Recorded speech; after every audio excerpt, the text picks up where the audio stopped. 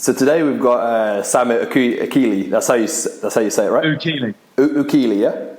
Yeah, that's the one. I nailed it. Perfect. So yeah, we've got Samir on. You actually worked for UP at the Mayfair site, didn't you? I think while I was at City, although we didn't actually cross paths then. And then I think we left pretty much around the same time. Yeah, I remember. Yeah, it was. Yeah. Yeah. So, what got you into the industry? You know, what got you into training? Let's start with who you are. What got you into training? What then led from that into being a trainer? Your time at UP, and then what you've gone to set up now. So I started training when I was like 14, and anybody who gets in training, it was because I wanted to look better. And then at the age of 17, I began like helping friends, training friends and stuff like that, doing the typical bodybuilding bro split, although not typical in a sense, because I remember I used to do back and quads like twice a week and rarely do chest and arms. It was like back and quads were my thing. Okay. Yeah, a little bit different. Back and legs are strong as hell. So I was doing the typical bodybuilding stuff, and then I began to, and I've always been curious, and I'll never take on board anything just because someone said it. I'll always question anything. So anything I'll do, that's the mindset I'm in. And then from there, I realized that I was pretty strong and just naturally. So I kind of progressed into Olympic lifting and powerlifting style training. Never competed, but got into that stuff. And then I was looking for a gym to train at, and I actually found a CrossFit gym to train Olympic lifting. Okay. And then started training Olympic lifting, but got roped into CrossFit. We're doing CrossFit. Oh, I didn't know this. I wouldn't have had you on otherwise. I'm joking. And then, so long story short, I got to a pretty good level in CrossFit, but still with the mindset of everything has its faults, and everyone this is perfect. Everyone bad mouths CrossFit, but where it is now is actually in terms of programming, it's come along massively. And there's a lot more thought behind it. Anyway, so done CrossFit. Actually opened a CrossFit facility, and was almost not providing CrossFit because the way I programmed, there was a lot. Not back then, there wasn't any structure or anything. There was structure to what I was doing. And I effectively wasn't giving people CrossFit. It was more because, and then during this entire process, I'm learning and I'm realizing that I want to work with individuals and provide like a more defined, like a client, a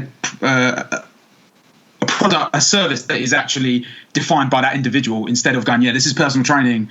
And through this entire process, I'm still learning. Anyway, sold the gym, and then I fully committed to helping just the general population change the way they look. Stumbled across some information, like all of us do, and then the entire process has just been a massive learning curve, and I continue to learn now. So that's basic. And then obviously I ended up at UP. So like any personal trainer that comes into the industry, they see UP and they want to work there, and they want to work with the best. And for me, it was good, and there was a lot of pressure, and which pushed me to be a better personal trainer. The biggest takeaway for me was how to systemize things for clients, and that I was actually good. I did believe that I was a good personal trainer before, but it reaffirmed that. And I'm one of those individuals. I always went to UP with the idea that I'm going to go here and learn as much as I can, and then go do it on my own, because I don't want to I haven't got a problem with people working with people, but that's just not me. Anyway, didn't like some things, which is normal, but I also liked some things, and I decided to leave and commit to my own thing. Done that, and I do not regret it at all. I'm in the best place as a coach, mentally, financially. It is the best position I am in now, and that's my entire journey. It actually sounds quite similar to mine. I started training when I was 13 or 14, so again, similar age, and then went into training friends, and then from there I thought, I enjoy this is fun. You got into Zumba, right? What's it, sorry? You got into Zumba, is that? Yeah, that's what did it. Yeah. I had the little gym bag with it on, that's how I got into it. And then like I come across UP, the creme de la creme when it comes to transformations. Worked there for about 4.5 years, and I think you can probably agree with me. It's probably the toughest gym floor that you'll work on. Oh yeah. Especially in London. It's tough, but it's rewarding. You learn a lot, and it's enabled you, and obviously it's enabled me to then set up our own things, which is cool. And I'm in the same position as you, where this is the best thing that I've done. It's nerve-wracking, a little bit stressful, but for the most part, it's been worth it. So where are you wanting to go with your business? Like, what exactly is it? So obviously people know that RNT Fitness, like Akash and I have set up, is predominantly online coaching. So what is yours? Where do you want it to be? Like, what is success for you? So success in a business case is, over the course of, I want to, by the time I'm 30, 33, I want to be off the gym floor. To be honest, I'm still a bit lost as to where I want to take it. I want to progress as a coach. I want to become the best coach I can ever be. I want to get quality results with like general population clients. Yeah, I have dealt with like competitors, but it's not my speciality. But in terms of where our business wants to go, I just want to, right now is about improving our service. Eventually, I want to progress into the education side. Things. That was one thing from UP that I really kind of took away from it. It was because obviously you have to do the presentations and stuff like that. And that was one thing. After doing my presentation, I was like, okay, I'll get a lot of fulfillment out of this. Yeah, you get a nice buzz. And as a person, one of my biggest drivers is substance and fulfillment as a person, in my relationships, in my training and stuff like that. Mm-hmm. And that's kind of the morale behind our business, if you see what I mean. I want to, so for the next, I'm 25 right now. I was about to ask how old you are. Yep, 25. Yeah, next 5 to 7 years is about progressing as a coach and getting my clients the best results as possible, while slowly progressing towards an education side. Maybe because I've got access to some young personal trainers in the area, get some interns in and coach them up, very similar to the UP mentorship, and get them running Oukili personal training. It's primarily a face-to-face personal training company. Maybe down the line open a facility, but I only want to do that once I've got some trustworthy coaches under me, blah blah blah. So that's the direction of where we go. Obviously we discussed I want to go into online as well as, just because I want to enjoy life. Like one thing what I learned being at UP was I want a life, and that is the biggest drivers behind what I'm doing. So that kind of leads me on to like why I've done this. Is for me, like success was always freedom. And freedom for me it's always been the end goal has been to work where I want, when I want, on my time. And back when I was working, so I live in Crawley near Gatwick. So even when I was working locally before UP, I had my family always telling me, you're burning the candle at both ends, you're going to burn out. And they hadn't seen anything, because when I started UP, I was on I remember having to wake my ex up at 4:15 a.m. So I was up at 4. I had to wake her up at 4:15.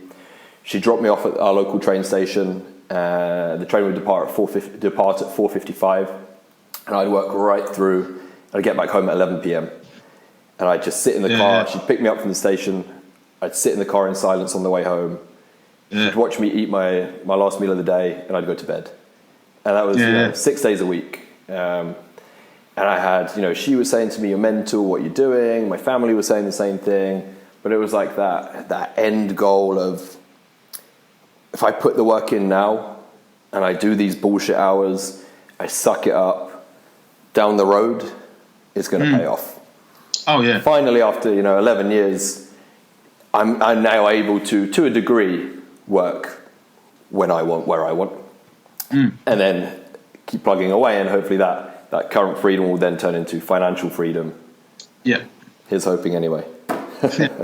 Sit on the beach in Bali. Oh, perfect.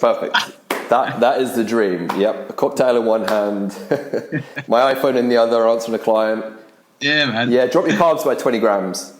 That'd be nice. Okay, so let's go into training. So with how Akash and I work is training is really like his forte and his passion. Nutrition is mine. But obviously training is still, it's a huge part of it. I still love learning about it. And I've noticed some of your Instagram stories are training related, form, exercise function. So let's go into that. Like, have you got any principles, or have you got any like mistakes that you see people making in the gyms or other trainers? Yeah, so I think generally, the people are like moths, and they go towards the light, the sexy stuff, and then they begin to ignore the principles that pretty much underline any good program. Like, you can yes, me and your programs are going to be different, but if you strip them down to the basics, the foundation that is going to be you're going to be monitoring volume, frequency, intensity in one way or another relative to that individual yourself. And I feel like that is just completely ignored, as well as exercise selection and execution. I think the biggest issue is these things aren't as paramount in people's decision making in training. And on top of that, I feel one thing I spoke about before is I actually done a post on it, but somebody reported it. Don't know why. Probably a powerlifter getting butt hurt. Wouldn't surprise me. Or a squeezer or whatever. Anyway, so I've done it. I refer to it as a training continuum. And on my whiteboard in front of me, I've wrote down the definition of continuum, just so it gives, and I'll say that, and that gives some clarity on, for example, and on that, and then I'll talk about each end of the spectrum. So a continuous sequence in which adjacent elements are not perceptibly different from each other, but extremes are quite different. So that completely puts clarity on it as, and come to my point of where I see people going wrong is they leer too far to one side of that spectrum. And then they marry themselves to that specific method or whatever.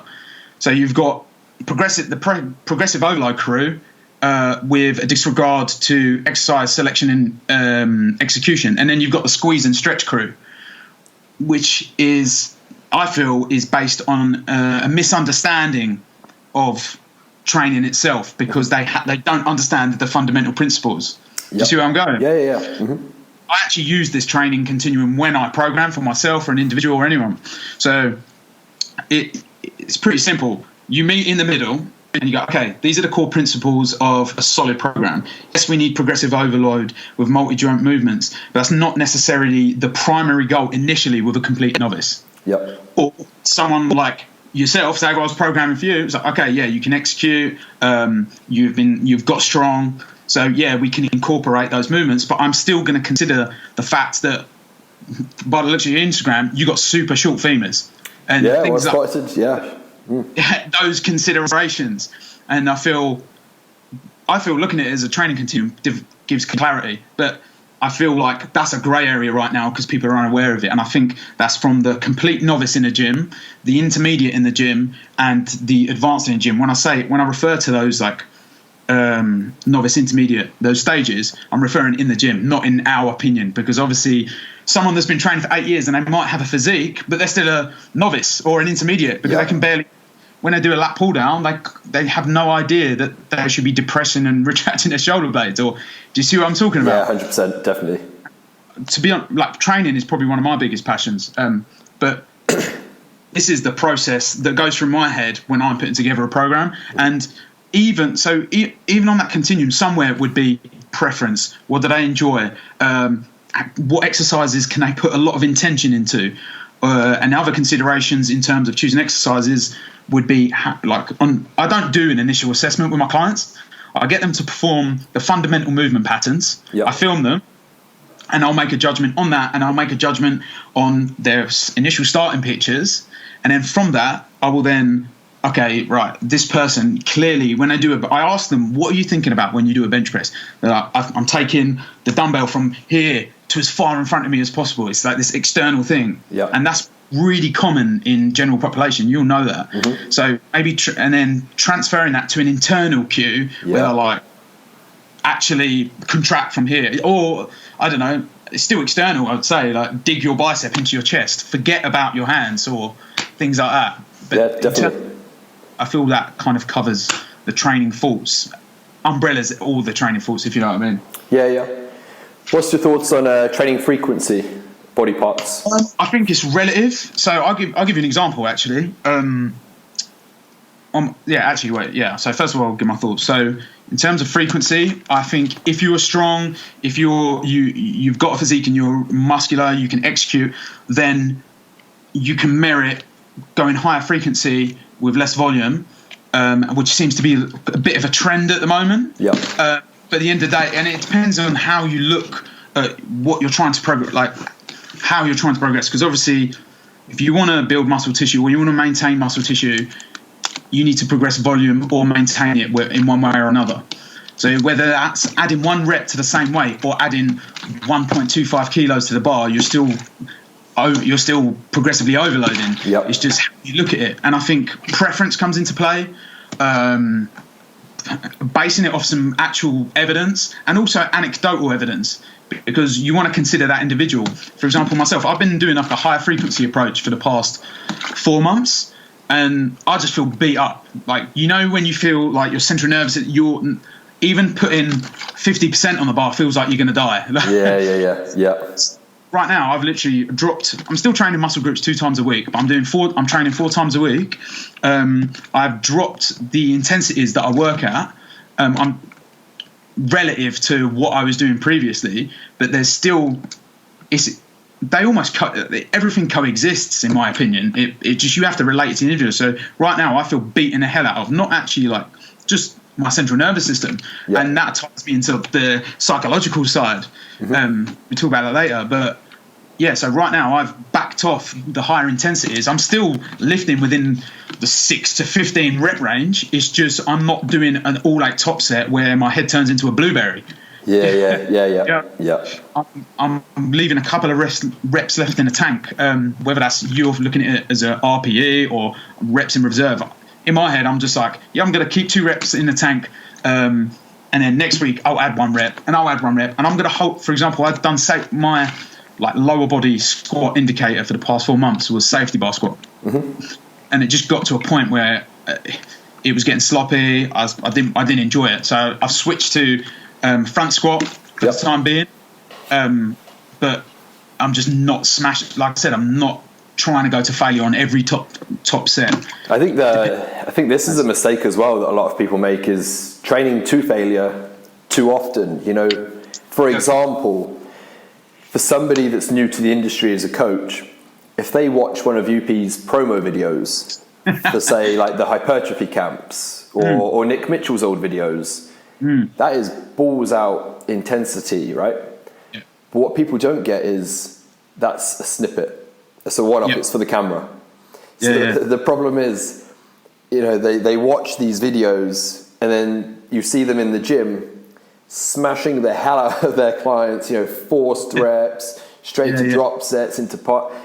And you end up, as you've just felt, you know, beaten up. And that's with you know, sort of controlling things. Whereas imagine if you're a client that is relatively new, you haven't quite built that resilience yet. And then you've got your trainer taking every set or every exercise to failure and sometimes beyond.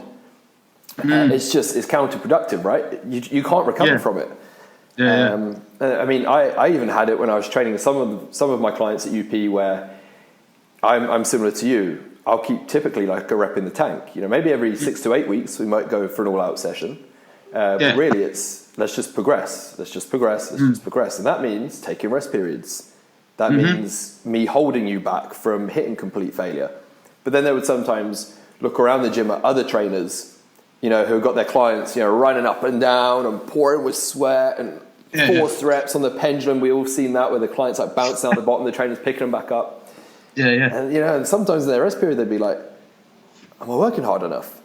I pulled the iPad out and look, you've progressed every single week. Body fat's going down. Visually, you're looking better. You're getting stronger. You're recruiting more, you know, more tissue. Like you don't need to be running around the gym like a headless chicken to achieve that. So I think it's important what you touched on, where you're leaving like a rep or 2 in the tank. There's a line, because you don't want people to take this as train like pussies and never approach failure. But I think a mistake that I used to make, both with my own training and when training clients, was thinking that every exercise you had to hit failure. And if you didn't, it's a waste of, what's the point of being in the gym? When actually it's like, let's start a training cycle on this, say, I don't know, say 100 kilo bench press, 8 reps relatively easily. So then the next week you go 102 for 8, and then you go 105 for maybe 6, 7, and so on. And by the end of that training cycle, 7, 8, 9 weeks down the line, that you're now approaching failure. And then, of course, you can back off and then rebuild it and so on. But I think that's a much more smarter way of doing it, is track progress, keep a rep in the tank until the end of a training cycle. And then inevitably you will have that tough week where you go all out and then you back off. But it's using it strategically as opposed to killing yourself in the gym week after week after week, not tracking your weights. And then when you look back 6 months later, I'm still bench pressing 100 kilos for 8 reps. How does that work? Yeah. It's like not playing all your cards at once. And I think it's also not only to do with an education for personal trainers, but for the client as well. Because if they're aware of why they're doing something or why you're holding back, then they're going to be happy with doing that. And doing it that way, it sets you up for progress, for, like you said, for like 8 weeks. Or even if like sometimes I will even keep a client on the same load as they were previously. I'll just refine the set. I'll help them refine the set. Yep. And then, and use, it's funny because everything we're saying is, you can put labels in it. You can go, I don't know, this is this periodization model, or this is an overreaching week. It's quite funny. Any Olympic lifter will know, if you go to Olympic lifting, some random old dude that's got loads of anecdotal experience and also some research behind it. And like one of the best bits of advice I was given was like, hold back when you feel like you don't have it, but on the day when you have it, it's time to go for it. Yeah. And it's super simple, and people don't like simple, but that's the reality. You're not going to try and go to failure on a squat every week. You're going to die. Yeah, exactly. Yeah. And I also think that, and this ties me into like flexible dieting approach, is both the ability to go to failure on multi-joint movements or even a single joint movement, and the ability to actual flexible diet, more like leaning towards a general population where there is a bit more flexibility in food choices. That's a right that is earned through consistent action initially and going through the trenches of the learning how to execute but still progressing, and maybe holding back on those movements where you can handle heavier loads. And instead of doing a deadlift, you do a 45-degree hip extension. Although the load's not going to be as much, you still learn how to extend your hips. And you're weak as hell anyway. You haven't got muscle tissue, so you can use that to build a base to go from, and then that sets you up for the long term. I wish I did that from the beginning. I remember going to, I don't know how I haven't snapped my back up. I watched videos of me squat from like 5 years ago, and I'm going to failure on like sets of 6 on a weekly basis, leg press on a weekly basis, all this stuff, and I'm paying for it now. Like, I'm truly paying for it. And with my clients, one of the biggest things I do in the consultation process is I literally give them everything they need to achieve a goal. And obviously that creates buy-in, but the idea of that is they're educated on it before they even step foot on the gym. Yeah. And there's no doing this stuff. It's just about going in the trenches, learning the basic principles. Like, any PT approaches me, I'm like, go and read the muscle and strength pyramids, come tell me some stuff about it, read them again, and do that like 20 times. Learn anatomy. And when you're doing exercise, for example, when I go in the gym for myself, I treat it as an anatomy and a biomechanics lesson. When I'm doing an exercise, I'm like, obviously with clients, I'm not going to the ins and like into those intricacies, but for myself, talking into education for personal trainers, it's about, you might you may compromise your progress, but after all, you're a personal trainer and you need to get a result. And in order to do that, you need to be objective as possible. And it ties me in, so do not be married to a method. Understand the principles in and out. Yeah, I'm with you. Yep. And I agree. I can relate to you with the hindsight of your own training. I remember when I got into it, and I just I bought Flex magazine. I just copied Phil Heath's routines and that sort of thing. And I remember doing I'd maybe only been training 6 months, and I persuaded my best friend at the time, my training partner, and we did a 2.5 hour back workout. I don't know what the fuck I was doing. I couldn't contract tissue. I couldn't contract my lats. All I know is that I must have been doing it wrong, because the next day I couldn't bend my arms. Yeah. I just had all this pain in my elbow joints. I could. Oh, it's horrible. I look back now, I'm just like, what was I thinking? Yeah. But it's as you say, it's being in the trenches, it's trial and error, it's reading these magazines and just practicing and learning what works, what doesn't. Go to failure, make those mistakes, learn that actually you don't need to do it.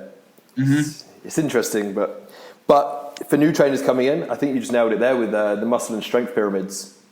For anyone that is new to the industry, hasn't heard of them, just Google it. Muscle and Strength Pyramids by Eric Helms. Great read. You got the nutrition pyramid as well. That's on that note, actually, I think another thing to say is, yes, read these books and do that stuff and apply it. Well, sorry, applying it is probably the biggest thing. Like, I've done it in the past. I've gone to courses, I've read books, and I'm like, okay, yeah, it's cool, I've read this book, but what the hell do I do now? When, like, I've done the RTS stuff, I can't remember, like a few years ago, but I'm only now being able to apply it in a way of which I'm confident that it's going to get the best out of the client. And it's funny because I talk to my clients, and my approach is super laid back in the sense that, we're not going to try and optimize the strength match the strength and resistance profile on every exercise. I'm just going to consider it and put it in the back of my mind. I'm like, okay, yeah, I'll help you at the top of the leg extension. But going back to my point, it's about understand that the stuff you are learning, just because you are reading it, doesn't mean you can just then go, yeah, these are the principles. You need to apply it, apply, reassess. And that also comes back to checking yourself. Check your, as a person and as a trainer, I think is crucial, especially in an industry that is driven by ego, insecurity, and what some people would say immoral, not saying people I'm not saying any of these people bad people, but they're driven by these external things that in the long run are going to mess you up as a person.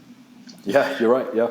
If you can check yourself consistently, then you're going to be able, I do this all the time, and this is I feel from last year until now, I've become 10 times a trainer because I consistently check myself. It hurts. Grow some balls. That is, people are like, yeah, you got to be tough. You got to be tough. Is look in the mirror and go, where are my shortcomings? What things do I do that could negatively impact myself? First of all, because you can't do anything if you're not happy in yourself. And then second of all, what am I doing with my clients in relative to what we're talking about is, why am I doing this? Get yourself a reason. Write that reason down for why you put a 30-degree dumbbell bench press in Mary Muffin Top's program. Yeah. And then have a reason. When I write a program, that is literally what I do. That's why it takes me, it can take me from an hour to 2 hours, because I'm checking, I'm ensuring I write a rationale for myself on every exercise. Yeah, that's something that UP, the first 6 months there years ago, was the big thing was, why are you doing that exercise? Why are you giving that exercise to that client? Why are you giving this one to this client? And I don't think enough trainers do it, especially when you look around commercial. Now that I've left UP and I'm training myself in a commercial gym, unfortunately, I'm exposed to these dickhead trainers that, I call them dickheads, maybe that's unfair. Maybe they don't know, they're uneducated. They're just a dude or a girl. Yeah, they might be training their client like a potato, but they're just unaware, just like all of us were. I think it was funny because I was at the Body Power trade show yesterday, and they were talking about these issues within the industry. And it was actually my friend Josh. There was a round table. It was Phil Lerney, Phil Graham, Brendan Chaplin, Ben Coombe, and a couple of other guys. Matt Warner, who used to work at UP. Yeah.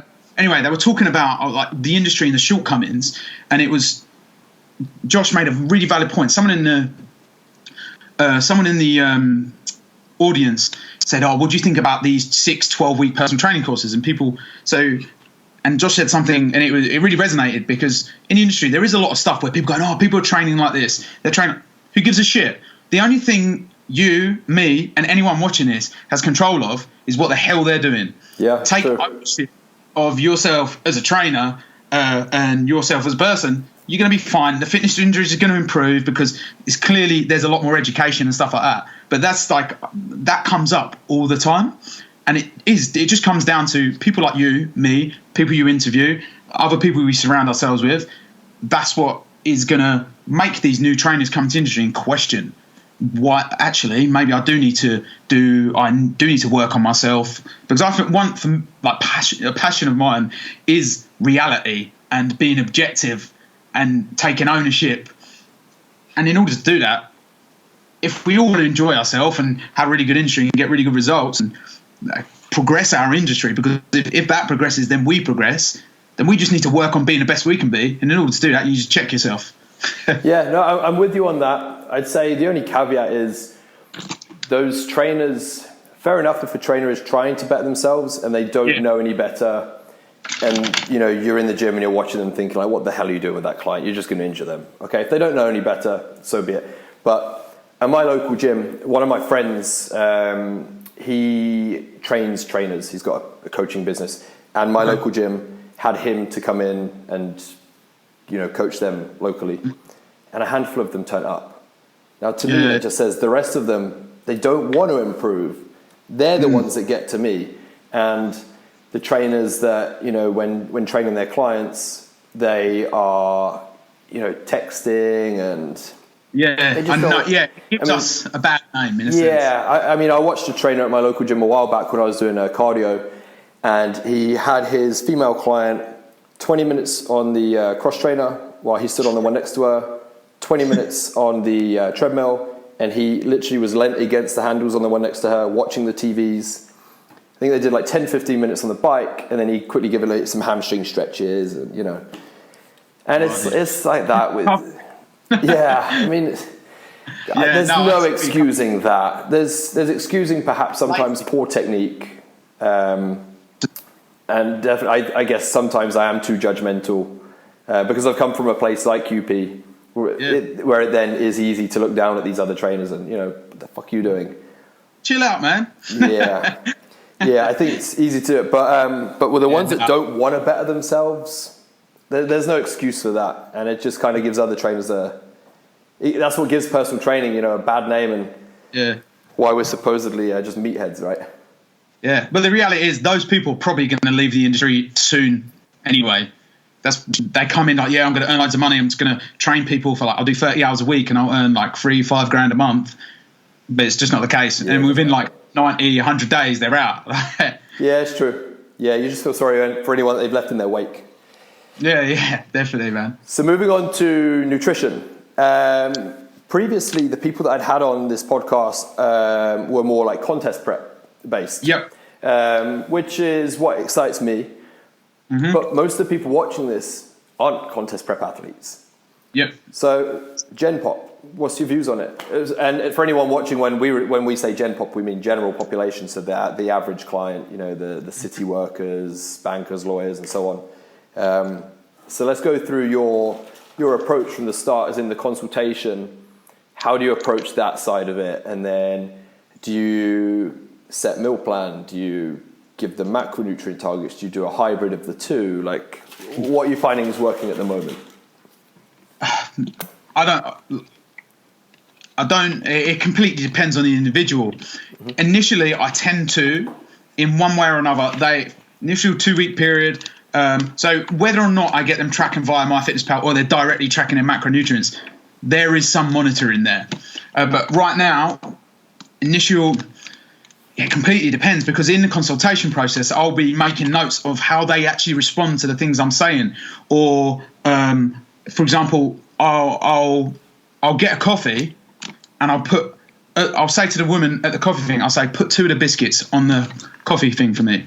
Anyway, before this, I've already got their food diary for like a week or 2, if 2 weeks ideally. But anyway, sit down. One of the first things I do is, I was like, oh yeah, I got your coffee, whatever. And I see if they take the biscuits. And if they take the biscuit, I'm like, okay, so what have you eaten today? She goes, this, and this. I go, okay, what about those 2 biscuits? And they're like, I didn't even think. I was like, just think for a second, what else have you eaten? And then that gives me a big picture as to, do they mindlessly eat? Because you'll know that people yeah, exactly. And that's one of the things I use. Or even I say to them, it's just about it's specific questions, and it is effectively the art of coaching and the art of consults, if you know what I mean. So I I will just note everything they say. Even at the time, if I don't think this is relevant, I'll note that down and then come back to it when I'm not like within that specific conversation. Yep. Anyway, let's just say a general population client, I'll get them establish a base caloric intake and make, you will know as well, is that it's just an educated guess. And that initial 2-week period, I'll get them to weigh themselves every day. Unless they seem quite obsessive in that consult, I won't get them to weigh themselves. But if they're not, I'll get them to weigh themselves every day. See what happens on scales, on pictures, circumference measurements. I do take caliper measurements if they're not super fat, and I only take 4 just to see the millimeters go down as another reference point. Yeah. So that initial period, and then once from that initial period, I'll see weekly averages, and a lot of my clients I've got a lot of like 26 to 30-year-old guys. So yeah, I get those tracking and stuff like that. And for those guys, what I tend to do also in that consultation process, I'm like, how much are you willing to sacrifice? And then I say, don't tell me now. Here's some questions. Tell me in 2 days when you're not jacked up on looking forward to getting shredded. Yeah. And then, so depending on how, so say if they're like, I'm fully committed to this, blah, blah, blah, then I'll give them specific calories, protein, fat, and carbohydrates. If they're not super committed, I'll give them calories and protein. And in that 2-week period, I'll monitor where they lean towards, whether it's more fat or more carbohydrates. And then I'll base it from that and then adjust accordingly. And from the initial period, I say to them, this is a process. And a process means we're going to be learning along the way and adjusting according to how you respond. Because if I say, all right, first 4 weeks, you're sticking to these macros, we're not making any adjustments, I don't care if you don't like high carbohydrate foods, blah, blah, blah, then you're setting yourself up for failure. And I think for you and me or any other like good coach, it's a learning curve for you and how to adjust a person's diet, blah, blah, blah, blah. But so I've only ever prepped one guy for a bodybuilding show. One of the guys we recently released his results. I did just that. The initial period, protein, fat, and carb target. In the interview process, it was realised, he wanted to do this. He's doing a show. Clearly, we have to be a bit more precise. Protein, fat, and carbohydrates targets. I gave him a general structure for the meal plan, just so we can optimise nutrition partitioning. It's pretty simple. He trained in the morning. Breakfast, he had some protein, a little bit of fat and some carbohydrates. He trained, he had some intra-workout carbs. Post-workout, he had like a bolus amount of carbohydrates. And outside of that, it's pretty much protein, fat, and veggies. But for general population, I'll give them a general meal plan, but just as something they can refer back to. And then if they are tracking on MyFitnessPal, I'll take a look at their MyFitnessPal every evening and make notes on the common foods they use. And then I'll say, are you still, if they're feeling lost within 2, 3, 4 weeks, I'll give them like a general meal plan based on the foods they've eaten. Yep. Okay. So yeah, that's the kind of bigger picture. Yeah. It's one of the questions that it just expands, isn't it? Yeah. I mean, there's no set way of doing it, or there shouldn't be a set way of doing it. Exactly. Which is what I wanted answer-wise is. Actually, it depends is really the answer. There's another thing I also do. I had a new client as well. Sometimes I'll start them on relatively low calories. If they're like fat and like massively overweight, I'll start them on lower calories. They've never dieted before. Predominantly like protein, fat, and veggies. Yeah, we'll put in some carbohydrates, but I'll start them relatively low. See what happens over the first 2 weeks. If they get a massive weight loss, like I'm aware that people do get big weight loss, like water, glycogen, bowel weight, stuff like that. But we'll monitor that, let's say after 2 weeks. If it was like more significant than I expected, I would give them some carbohydrates, just because of like the psychological aspect of, oh, hold on, he's giving me food, I'm not dieting. And then instead of starting them on like 2,200 calories and chipping away for months and months, and you get to a point where you're on like 1,400 calories after dieting for ages anyway, it's like I said, it's setting them up for failure. And all. So in the sense of building up, it's almost like you're reversing into a diet, although you're already in a deficit. So you add accordingly, and then once they're at a point where they do kind of plateau, then you can chip away, and you may only have to chip away for like 4-6 weeks or so. So, and like I said, it's completely dependent on the individual. Every approach I use is dependent on the individual. Even the words that come out of their mouth when they call me to say, oh, Samir, I'm going out for this, blah, blah, blah. Or if they slip up on their nutrition and they say, oh, I feel really bad. I'm like, one of the first questions I say, I'm like, did you enjoy the food?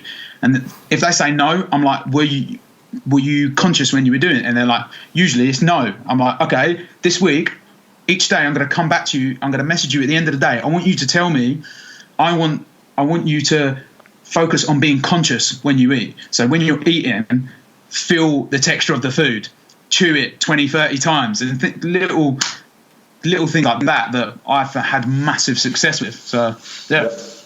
Okay. That's a big pick. Sounds good. Let's move on to psychology. So we covered training. Yep. We've got your basic sort of philosophies on nutrition. Psychology for you is quite a big thing. We've already agreed that we'll talk about this. So for anyone that doesn't follow Samir, I saw in his Instagram story last week or the week before that he opened up and mentioned that he suffered from depression, anxiety, and gave some pointers and advice on how he's coped with it. And I think, perhaps a lot of people in the fitness industry do have this. And sometimes it's actually the reason why some people get into training is that they're insecure or they have anxiety, and training is actually kind of their outlet. So let's just go from as though somebody hasn't seen that story. The Instagram stories, like just get when did you realize, what triggered it, how have you coped with it, how is that tied into training and nutrition? Do you notice any patterns with clients? The floor is yours. Yeah, so to be honest, it was about 4 years ago where I really started to consider, okay, maybe I'm not meant to feel like, the only way I can describe it is you got this goblin on your back and he's like 200 kilos and he's whispering in your ear all this like negative stuff in terms of self-image. You're not good enough. You need to be this way to make these people think this about you. And you literally have no control over taking that information in. It's just a given. And if you haven't experienced it, then you probably don't know how it feels. And that's like the depression side of things, and how you don't want to get out of bed. You don't want to train. So I started feeling that. My girlfriend, she was the first one to say, you need to go and see someone. Her sister was a mental health nurse, and they were like, you just need to go and see someone. You need to go and see someone. You need to go. Anyway, I'm really grateful for that, because if I didn't, I don't know, I honestly don't know what I would have done, because there were points where I was super low, and you think about certain things that, So that's the general thing in terms of depression. As for anxiety, and I think that was a product of not dealing with the depression initially. The anxiety, the way I think about it is, you have this cup and you're just constantly filling it up with this negative stuff. It's going to overfill and something's going to happen. One of the biggest things for me, I was at a housewarming party. It was actually my girlfriend's sister, the mental health nurse. I was at her house and I just got this massive physical feeling of overwhelming, and it was either I'm going to switch really aggressively for no apparent reason, or I just need to get out of it. And I remember going up to him going, I've got to go. I went. About 2 hours later, I was at home and I was like, what the hell just happened? I was completely unconscious in that situation. Anyway, long story short, that was like the driving factor behind me. My girlfriend and those situations and my mum were like the key things that motivated me to get help.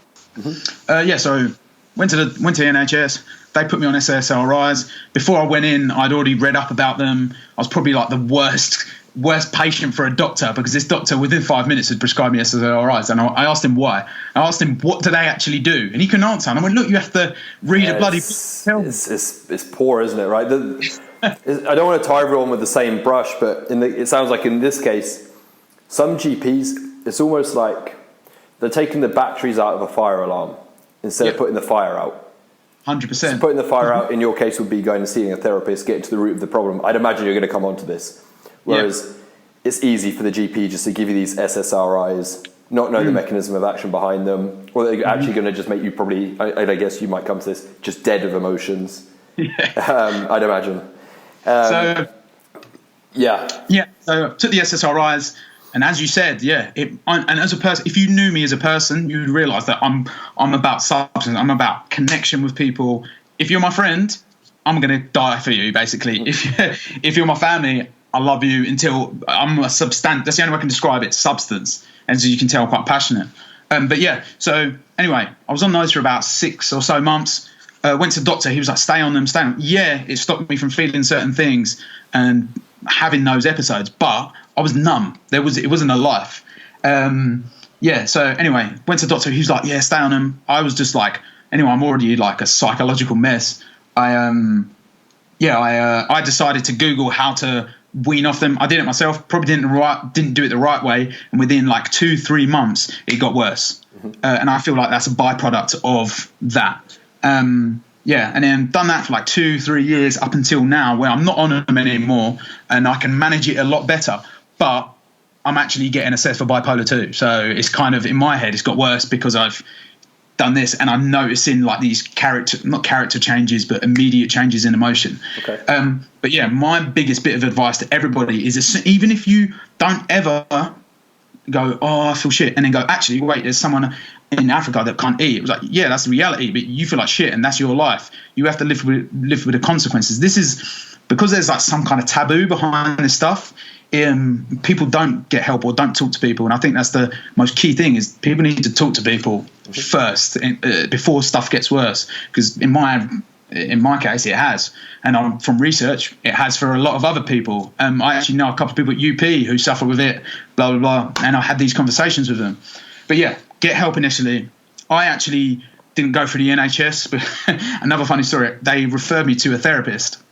And I walked in, this therapist was my age. First thing I said, I went, how old are you? Like, and I immediately was like, and I started talking to her, and they're just, I don't know, maybe this was just a bad experience for me, but I didn't have a good experience with the NHS, and I felt like I wasn't taken seriously. Okay. Anyway, I saw a private therapist, had hypnotherapy, and that, honestly, this was about 3 years ago, and some of the stuff that happened, I was like, I kind of question it.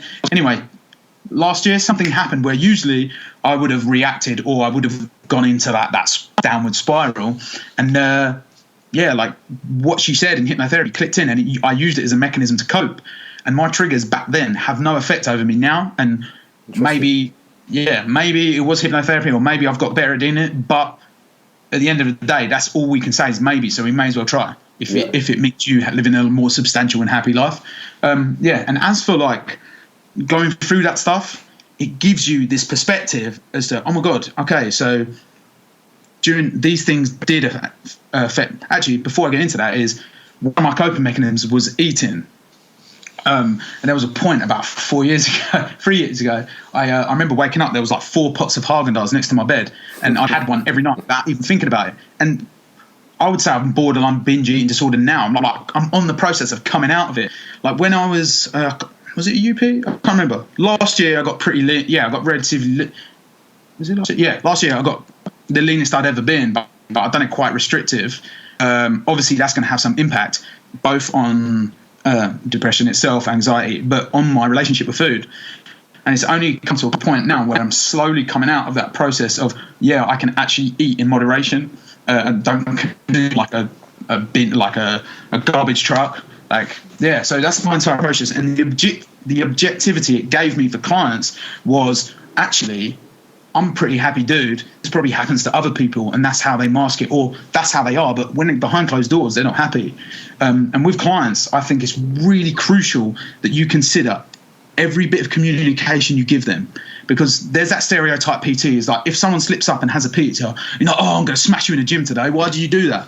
You have to completely separate your desire to advertise your business with their result, if you want to actually get them a result, and then in 2 years' time they've maintained or even improved that result. So you have to look at it in a way, you have to be able to separate it, yourself, your desire, your agenda, from what they actually really need at that specific time. Mm-hmm. And I feel this entire process has given me that perspective. So now I'm my own boss and I can choose how to train my own clients. Yes, I will get some clients who, they might only be like 17%, 16% body fat, but I'm still going to take a slower approach if they want to maintain it in the long term. I'm not willing to sacrifice anyone's mental health, physical health to support my business. So, and people come to me and like, I want to do a shoot. I'm like, okay, let's have a chat. 90 minutes later, I'm like, you're probably not ready. And then they go, why? And I'll go, these specific reasons. I'm like, where are you going to be in a year? Can you see yourself sticking to this nutrition for the foreseeable future? Where do you see yourself? How do you think avoiding social events is going to affect how you feel? All these things, they're massive things to consider, but they're avoided. They're just not taken into consideration, in my opinion. And I feel that's where it's put me in terms as a coach. And you can get a result. And it also helps you get really good results in like 14 to like 20 week periods with people in a short term, because you have that objective view. And they might be ready. Or you go, we're not psychologists, but we're humans, so we can communicate, and we're aware of communication if we're objective about what they're actually saying behind those words. Do you see what I mean? That's my thought process. Yeah, I mean, I can't relate the client stuff. I can't relate to obviously the mental health side of it, but in terms of preparing them for competitions, photo shoots, I definitely think not enough coaches do that. So something that I'll tend to do with my female clients that come to me recently is, if they've never competed before, it's like, why do you want to compete? Is it because you enjoy training, you already enjoy the lifestyle, and it's that sort of that natural progression? Or is it because you're on social media, you want more likes on your page, and you feel it's kind of the in thing? Because if it's that, that's the wrong reason to do it. And when it gets hard and shit hits the fan, you're not doing it for the right reasons, so you're going to be miserable. And then there's also, the psychological side of it. Afterwards is that for a lot of females, their perception of what's normal in terms of body fat changes. Yeah. So I was talking to actually a new female client that I did a phone consult with 2 days ago, and I said to her, you need to be aware that for a lot of female clients, when they step on stage and they get off afterwards, they've just reset what they consider to now be the norm in body fat. And now anything that's now above that is considered fat.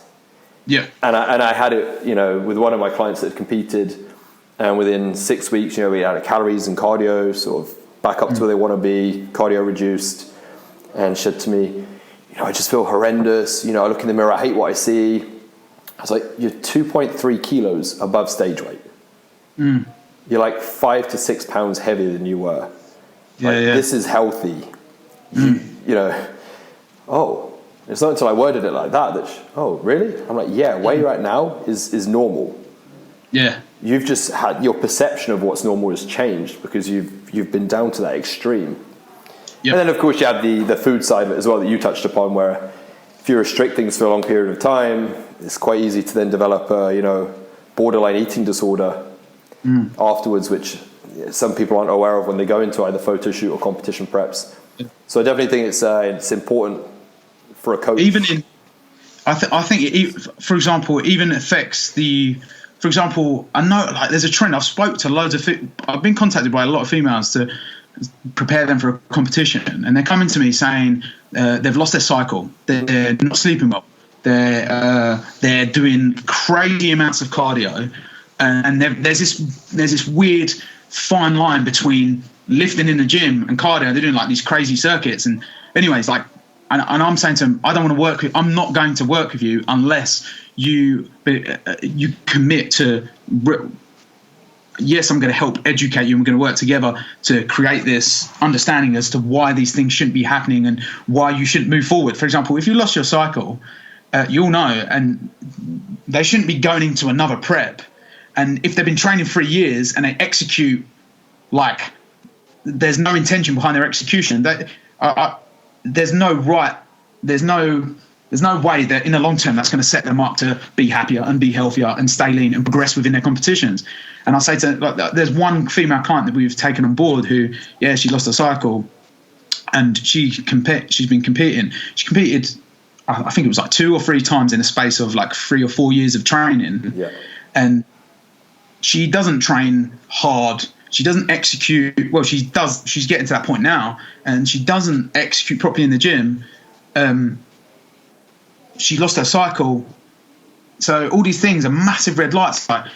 Just hold it there for the next year, the next year and a half. Let's pull back, build you up to a position where you're at equilibrium or homeostasis, whatever you want to say, and then we can build from there, build a physique, and then actually go into your next competition like healthy, but aware that there is going to be some kind of potential health implications.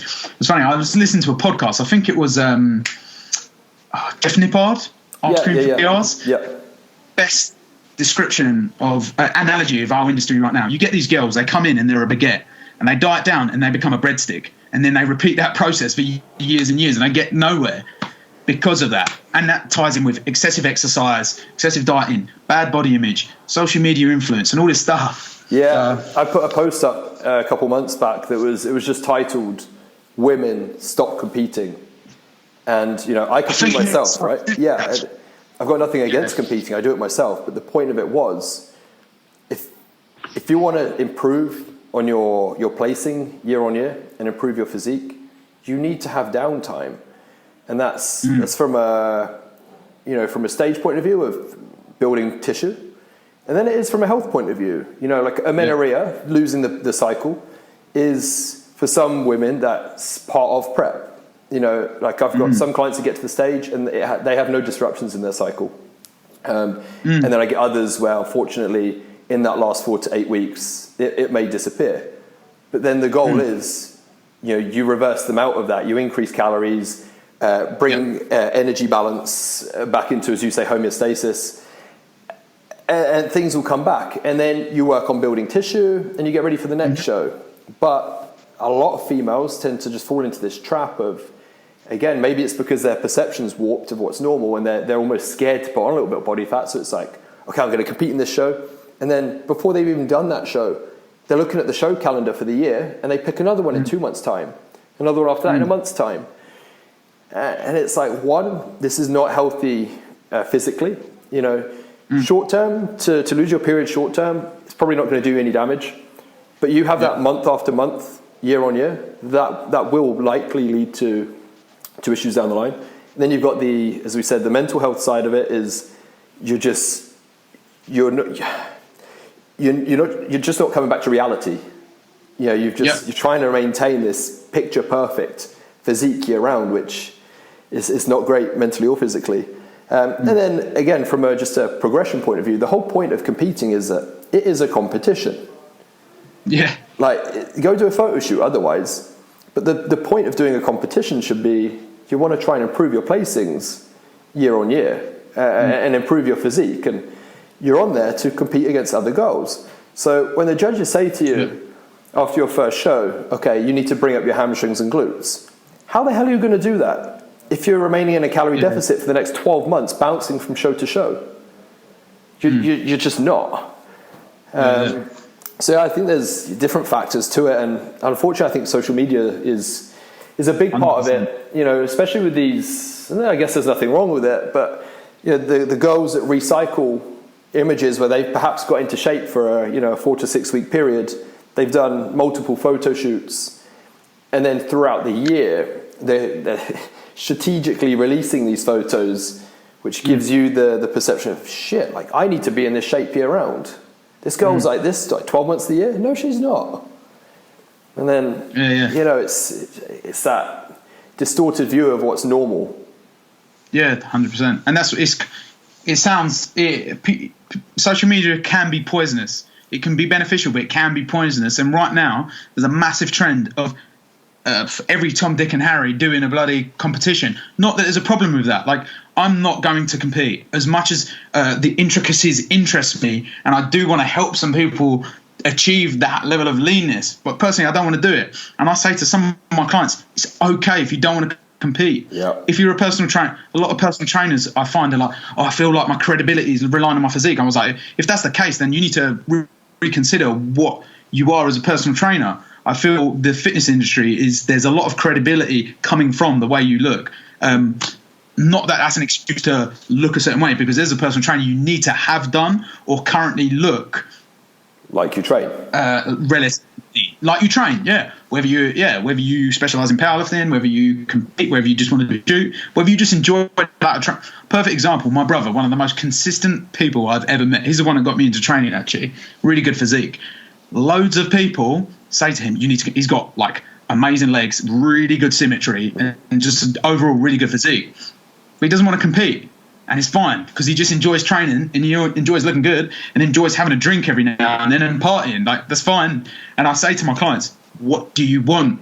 Shit down, put it somewhere, and then come back. It sounds cheesy and like, I don't know, like, yeah, it sounds cheesy, but in reality, you look on social media, you get jacked up, you get hyped up, you get motivated, and then you make this rash decision that isn't based off anything other than impulse. So, like you said, it's a warped decision. And I think as a coach, being that impartial, objective sound of reason, voice of reason, will not only like improve your clients' capabilities later down the line, but it improves your service as a coach or any PT that's watching it. Because I feel another thing is getting consumed by your agenda. Like, obviously you want to show good results, but you can't let that be the driving factor behind your decision to make an adjustment or communicate something in a way to your client. Yeah, definitely. Yeah. Yeah, I think there's a sweet spot because you've got, on the one hand, you've got the coaches that, don't potentially advise their clients the potential issues that may arise through a prep, and they're willing to put both their physical and mental health, in detriment in order to get that transformation photo. So you have that on one end of the spectrum. And then on the other end of the spectrum, you've also got the coaches that perhaps have competed, got maybe a borderline eating disorder, haven't dealt with it themselves, but now they are portraying competing as being completely negative.